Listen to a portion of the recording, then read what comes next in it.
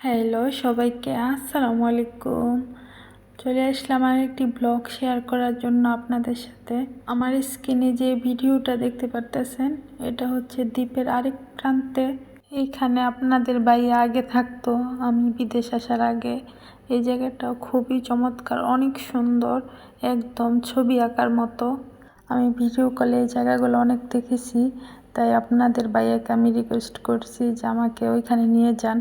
আপনাদের ভাইয়ার ডক্টর এখানে থাকে, সেজন্য আমাকে এখানে নিয়ে গেল। আর এখানে দেখেন সাইকেল চালাইতেছে, বাইসাইকেল। লাস্টের এই লোকটা আমাকে হাই দিছে, আমিও বললাম হ্যালো। তো দুঃখের বিষয় হচ্ছে আমি যেই দিনই বের হই ওই দিনই বৃষ্টি আসে বা আকাশটা মেঘলা মেঘলা হয়ে থাকে। হয়তো আমার রাশি মনে হয় মেঘ রাশি, সেই জন্য আমি বের হলেই আকাশ মেঘলা হয়ে যায় আর বৃষ্টিও আসে। আর এই টেবিলগুলোতে আপনাদের ভাইয়ের অনেকগুলো ছবি দেখতাম, ওর ফ্রেন্ডদের সাথে তোলা ছবি। এখানে নাকি ও অনেক আড্ডা দিত, অনেক স্মৃতি জড়িয়ে আছে আমাকে বলতেছিল। আর এই দেখেন কোন পিচ্ছি জানি এখানে খেলাধুলা করছে। আর এই দেশের পিচ্ছিগুলো এমনিতে বাবুগুলো অনেক সুন্দর লাগে, আর এইখানে বাবুগুলো মনে হয় যে একদম জীবন্ত পুতুল, এরকম মনে হয়, খুবই কিউট। আর এই দেখেন কত অসাধারণ একটা জায়গা, কত সুন্দর জায়গা। আর এখানেও বাচ্চাদের খেলার অনেকগুলো রাইডস আছে। এগুলো হচ্ছে কাঠ দিয়ে বানানো হয়েছে। ওয়েদার ভালো না থাকার কারণে আজকে সমুদ্রের পাড়ে তেমন মানুষও নাই, একদমই দেখেন ফাঁকা। তাও একটা দুইটা মানুষ আছে, বুড়ো বুড়ো আঙ্কেল আন্টি।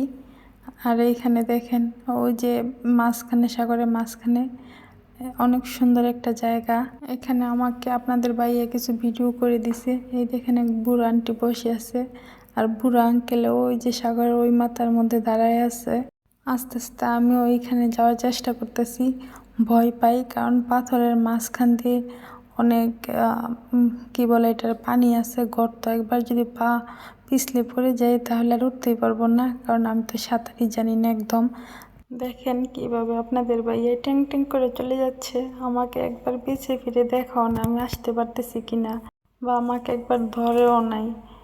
দেখছেন গাইস, আপনাদের কাছে বিচারটা দিলাম গাইস।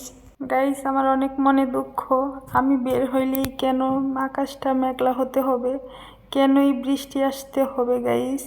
আমার এত দুঃখ আমি কোথায় রাখিব। এই তো দেখেন পুরো ফাঁকা সমুদ্র, একদম ফাঁকা, একটা দুইটা মানুষ। আর বাতাসও আছে এখানে। আমি যখন এসেই পড়তেছি তখন এখানে হালকা হালকা রোদ উঠতেছিল, তখন আস্তে আস্তে মানুষের আনাগোনাও বাড়তেছিল। তখন আমি আপনাদের ভাইয়াকে বলতেছি এই যে আমি চলে যাচ্ছি, সেই জন্য রোদ উঠতেছে। এই জায়গাগুলো এত সুন্দর, এত সুন্দর যা বলার বাহিরে, কারণ আমি মোবাইলে এতটা ফুটিয়ে তুলতে পারতেছি না। এগুলো যে বাস্তবে না যাবে, না দেখবে, বুঝবে না। এত সুন্দর জায়গাগুলো, একদম ছবি আঁকা। আর রাস্তার এই পাশে হচ্ছে হোটেলও আছে, বাড়িও আছে, বাড়িগুলো অসাধারণ। ওইগুলো ভিডিও করা হয় না। তারপরে হচ্ছে বাড়ির নিচে রেস্টুরেন্ট, কারণ সামনেই সাগর, অনেক মানুষের আনাগোনা হয়, তাই রেস্টুরেন্টও দেওয়া আছে। একদম দেখেন কত সুন্দর। আমি সাঁতার জানি না, তবুও কেন জানি আমার মন টানে শুধু সাগরের দিকে। সাগর দেখতে আমার কাছে খুবই ভালো লাগে। হচ্ছি ভীতু, তাই আমি সাহস পাই না সাগরে একটু পাটাও ভিজানোর জন্য। অনেক ভীতু যা বলার বাহিরে। তো আমার ভিডিওটা কে কোথা থেকে দেখতেছেন সবাই কমেন্ট করে জানাবেন, লাইক করবেন, শেয়ার করবেন। আর এমন নিত্য নতুন ভিডিও পেতে আমার পেজটাকে ফলো করবেন যারা আমার পেজটাকে ফলো করেন নাই। আজকের মতো এই পর্যন্ত।